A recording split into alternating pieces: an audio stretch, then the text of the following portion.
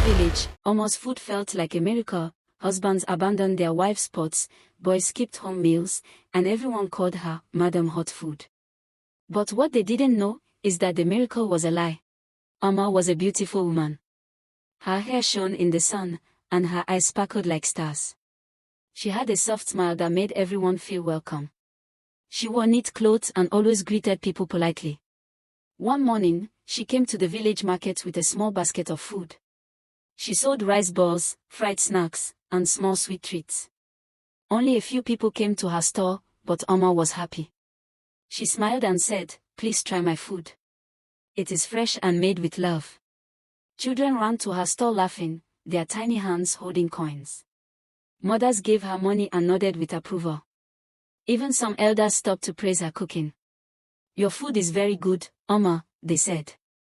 Oma felt calm and peaceful. She thought, "I am happy with the few customers I have.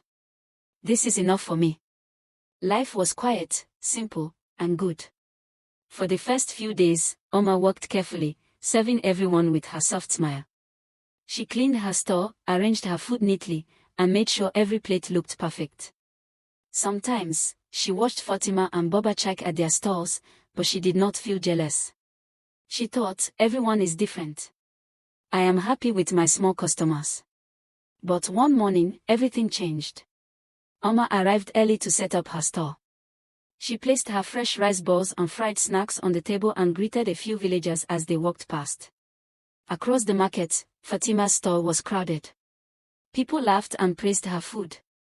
Baba Chak's fried snacks were selling faster than ever. Villagers stopped at their stalls, leaving Oma's almost empty. Oma's smile faded for the first time. Her stomach felt tight. Her hands trembled slightly. "Why do they have more customers than me?" she thought. Her heart felt heavy, and a tiny seed of jealousy began to grow inside her. She wondered why the villagers liked the others more. She felt that her kindness and beautiful manners were not enough. That night, Oma went to her friend Esther. She sat under the mango tree outside her home and whispered, "Esther, I don't understand. Why do people buy more from Fatima and Baba Chak? Why don't they come to my store?" Esther looked at her carefully, her eyes shining with a secret. "Oma," she said, "there is a way to make your food special. There is a yellowish liquid in an old woman's hut. If you use it while cooking, everyone will come to your store. The men, the young people, they will all love your food." Oma's heart beat fast. She had been happy before, but now she wanted more. She wanted all the customers, all the coins, all the villagers to love her food. That night, she could not sleep. She imagined people running to her store, leaving Fatima and Baba Chak behind. She imagined children laughing, men praising her, and everyone admiring her. The next morning, Oma made a decision. She would find the yellowish liquid.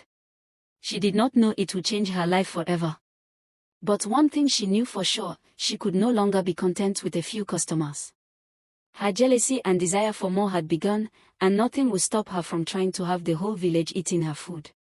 Amma woke up before sunrise. Her heart beat fast with excitement. Esther's words repeated in her mind, "The yellowish liquid will make your food special. All the men, all the youth, everyone will run to you." Amma held her basket tightly. Today, she would find the secret liquid and change her life forever. She walked through the quiet streets. Birds had not started singing, and the village was still asleep. Amma felt a little scared, but her desire was stronger than her fear. She followed the path Esther told her, a narrow, dusty road leading to the edge of the forest. She passed tall trees, small streams, and strange shadows, her basket swinging gently in her hands. Finally, she reached an old, crooked hut hidden behind thick bushes. Smoke rose slowly from the chimney. The windows were covered with torn cloth, and the door looked ancient. Amma felt a shiver run down her spine, but she remembered why she came. "This is it," she thought. "The yellowish liquid is here." She knocked softly. "Hello," she called. The door creaked open, and an old woman appeared. Her hair was white and messy, and her back bent like a tree branch. Her eyes, however, were sharp and bright. Amma felt both fear and hope. "Good morning," she said politely. My friend Esther told me you have a yellowish liquid that makes food irresistible. Please, may I have some? The old woman studied her carefully. Oh, so you want the power to have all the villagers eating your food, she said slowly. Many have come before you, but not all succeed. Are you willing to follow my instructions exactly? Oma nodded quickly. Yes, I will do everything you say, she promised. The old woman handed her a small jar filled with thick yellowish liquid. Its smell was sweet but strange, almost magical. Just a few drops in your food while cooking, the woman said. No more, no less. The villagers will come, and the men will run to you. But be careful, power comes with responsibility. Amma thanked the old woman and ran home, clutching the jar. Her heart raced with excitement. That evening, Amma cooked her usual rice balls and fried snacks. She added just a few drops of the yellowish liquid into the food while stirring. Immediately, a warm, delicious smell filled her small kitchen. Amma could hardly wait for the morning. She smiled to herself, imagining the villagers running to her store. The next morning, it happened. Villagers ran to Amma's store faster than she could count. Men left work early. Young people skipped chores. Children laughed and shouted. Mothers praised her food. Every bite seemed to make people hungrier for more. Amma's heart jumped with joy. Her plan had worked. The yellowish liquid had made her food magical. By noon, everyone in the village was talking. What did Amma put in her food? Whispered the women. Why do all the men run to her stall every morning? Amma only smiled politely. Her beauty and manners hid the secret. She had begun her journey to power, and the villagers had no idea what had changed in their market.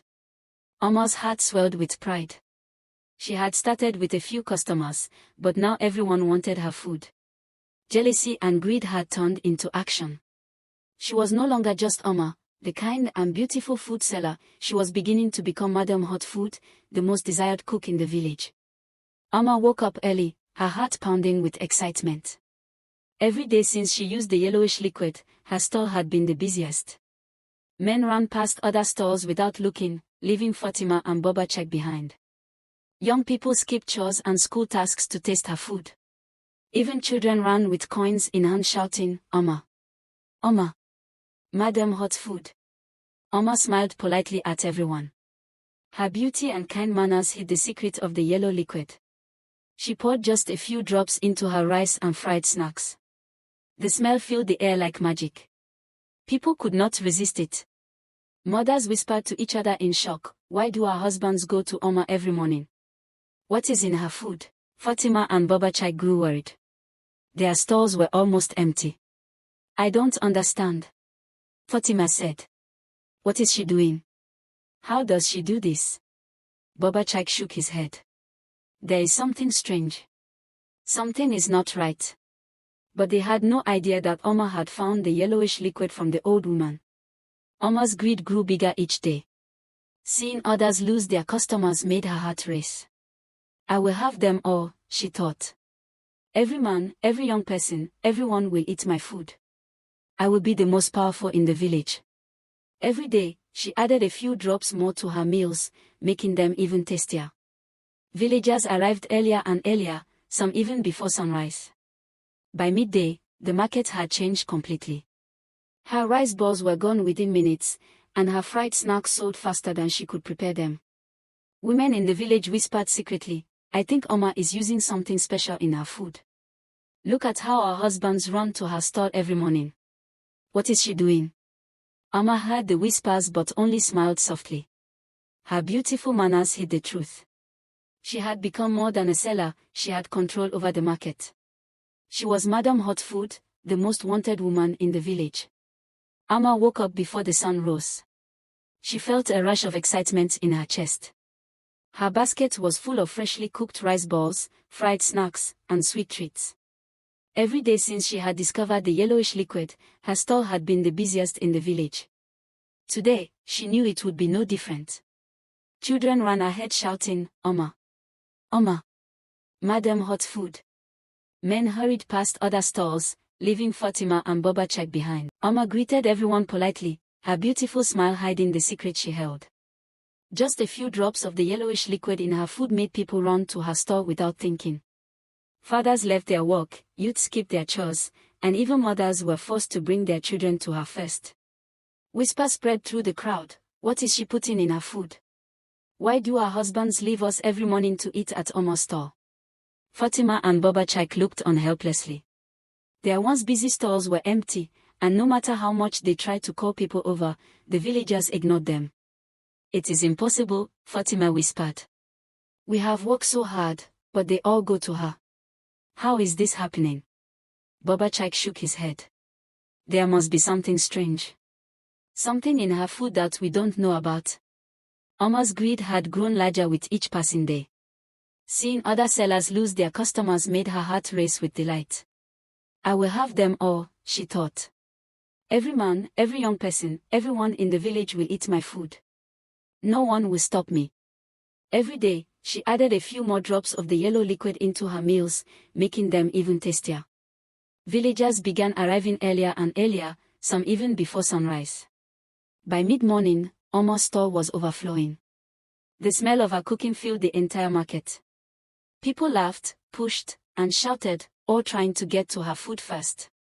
Mothers shook their heads, whispering to each other in worry. This is not right, one said. Why are all the men running to her? What is she doing? Omar moved gracefully through the crowd, serving every plate with her polite smile. Her beauty and manners hid the darkness in her heart, the greed and jealousy that had brought her this power. The market had changed. Where once Fatima and Baba Chaik had many customers, now everyone bowed to Omar's store. She had become the most powerful food seller in the village. That night, Omar sat alone in her kitchen, counting the coins she had earned that day. Her heart swelled with pride, but it was no longer happiness, it was ambition. She thought, tomorrow I will do even more. I will make sure no one else sells anything. Everyone will come to me. Fatima and Baba Chaik will have nothing left. Her beautiful smile hid the growing darkness inside her. The villagers began to talk. Some wondered if her food was magical. Some whispered fears and rumors. But Omar only smiled and continued her work. She had total control, and the market had bowed to her. She was now Madam Hot Food, admired, feared, and unstoppable, at least for now. The morning was bright, but the village felt heavy. Many women gathered under the big mango tree, far from Omar's shop. They sat in a strong circle, whispering, arguing, and shaking their heads. Their voices rose and fell like angry waves. They were not close to Omar, but everyone could hear the tension in their words. Every day our husbands run to her food store, one woman complained bitterly. Even the boys in the village cannot stop eating her food, another added. I don't know what she puts inside, another woman said. But something is not right. The meeting grew hotter and hotter. Some women stood up with hands on their waists. Others were fanning their faces in anger. Even the youngest wives looked worried. They all agreed that something had changed ever since Omar's food began smelling across the whole village. At a small corner, Esther stood quietly. She had been at the meeting since it started, but she had not said a word. Her face looked pale. Her hands were shaking. For many days she had carried a heavy secret inside her heart. It felt like a stone pressing on her chest. The guilt would not let her sleep. It would not let her eat. It would not let her rest. As the women argued louder, Esther suddenly felt tears gather in her eyes. She could not hold it anymore. She stepped forward, her legs trembling. I want to say something, she whispered. All the women turned to look at her. Esther swallowed hard. Her voice cracked. Please, forgive me, she said. I know the truth. I was the one who helped Omar. I took her to the old woman's hut. I helped her get the yellowish liquid. A loud gasp filled the air. Some women shouted. Some placed hands on their heads. Some mouths opened but no words came out. Esther cried harder. I thought it was only something to help her cook better, she continued. I didn't know it would make the whole village lose control. I didn't know it would cause trouble in people's homes. I didn't know it would turn everything upside down. Please forgive me. There was silence. Deep silence. For a moment, the whole village felt still. Then the oldest woman in the group, Mama Addis, stood up and spoke firmly. If this thing is true, we must all go and see Oma. We must find this liquid. We must end this problem today. The women nodded. Some wiped their eyes. Some breathed deeply. Some whispered prayers. In one strong voice, they said, "Let us go." And so, the villagers, women, children, even some men who heard the shouting, marched straight to Oma's shop. Dust rose behind them as they walked. People came out of their houses to watch. Oma, who was inside her shop arranging pots, looked up and became afraid. She had never seen such a crowd coming toward her. When they arrived, the women stood in front of her stall like soldiers. "Oma," Mama Adi said calmly, "we want to search your place. We must find the yellowish liquid." Oma's heart dropped. She tried to speak but her voice failed.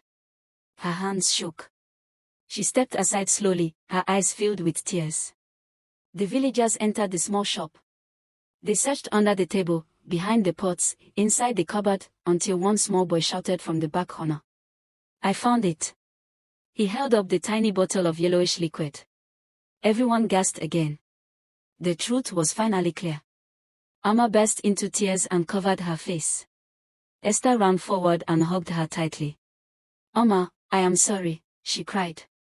"I am sorry too," Amma whispered.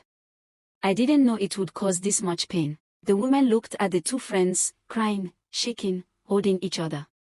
Their anger slowly softened. The truth had come out. The fear was gone. The confusion had ended. Mama Addis took the bottle from the boy and raised it. "This thing will no longer stay in our village," she said firmly. "Let the trouble end today." The crowd agreed. That evening, the village finally felt calm again. The weird smell of Oma's food no longer filled the air. Husbands stayed home. Children played normally. Wives no longer argued or worried. Peace returned like cool rain after a long, hot day. Amma sat outside her shop, breathing deeply for the first time in many days. Esther sat beside her, holding her hand. "Thank you for speaking the truth," Amma said softly. Esther nodded. A true friend cannot hide something that is hurting others. The sky turned orange as the sun went down. And the village was peaceful again. Was Amma wrong for using the yellow liquid? Or did she just want to survive? Let me know in the comments. Please don't forget to subscribe.